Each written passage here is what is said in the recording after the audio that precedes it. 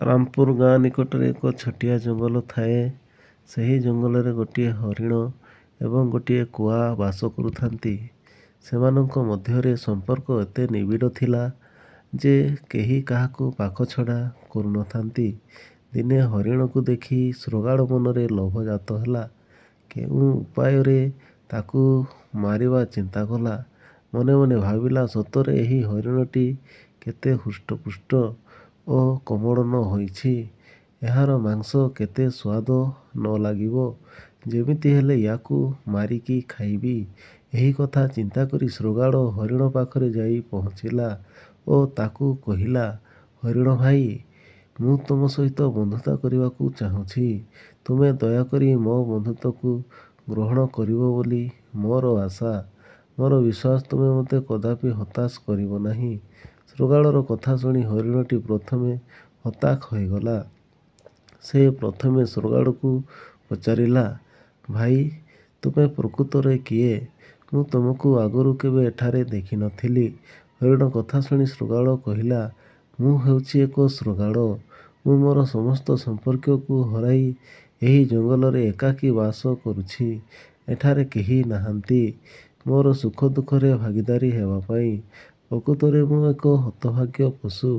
ଏହି ଜଙ୍ଗଲରେ ମୁଁ ଏକାକୀ କିପରି ବାସ କରିବି? ସଂସାରରେ ଆଜି ପର୍ଯ୍ୟନ୍ତ କେହି ଏକାକୀ ବାସ କରିପାରି ନାହାନ୍ତି। ମୁଁ ତ ଛାର ଏକ ପଶୁ। ଦିନେ ନା ଦିନେ ଜଣେ ଅନ୍ୟ ଜଣଙ୍କର ସାହାଯ୍ୟ ଲୋଡ଼ିଥାଏ।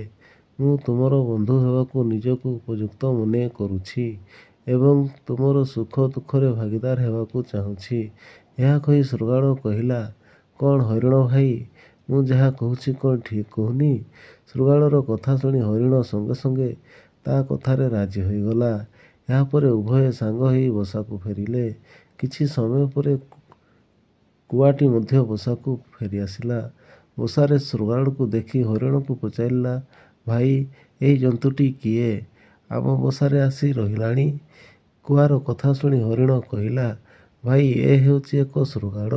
ସେ ଆମ ସହିତ ବନ୍ଧୁତା ସ୍ଥାପନ କରି ରହିବାକୁ ଚାହୁଁଛି। କୁଆ ତ ମହା ଚତୁର। ସେ ହରିଣକୁ ଏକାକୀ ପାଖକୁ ଡାକି କହିଲା, ଦେଖ ଭାଇ, ଆମେ ସେହି ଶୃଗାଳ ସମ୍ପର୍କରେ କିଛି ଜାଣିନାହୁଁ। ଅଜଣା ଅଶୁଣା ବ୍ୟକ୍ତିକୁ କଦାପି ଗୃହରେ ଆଶ୍ରୟ ଦେବା ଉଚିତ ନୁହେଁ। ସୁବିଧା ସୁଯୋଗ ଦେଖି ସେ ଗୃହସ୍ଥକୁ ବିପଦରେ ପକାଇଥାଏ। ତେଣୁ ଆମେ ଗୋଟିଏ କାମ କରିବା। ଶୃଗାଳ ଯେତେବେଳେ ଏଠାରେ ଆସି ରହିଲାଣି ତାକୁ ତ ଆମେ ବାହାର କରିଦେଇ ପାରିବାନି। ଆମେ ଏହି ସ୍ଥାନ ଛାଡ଼ି ଚାଲ ଅନ୍ୟତ୍ର ପଳାଇବା।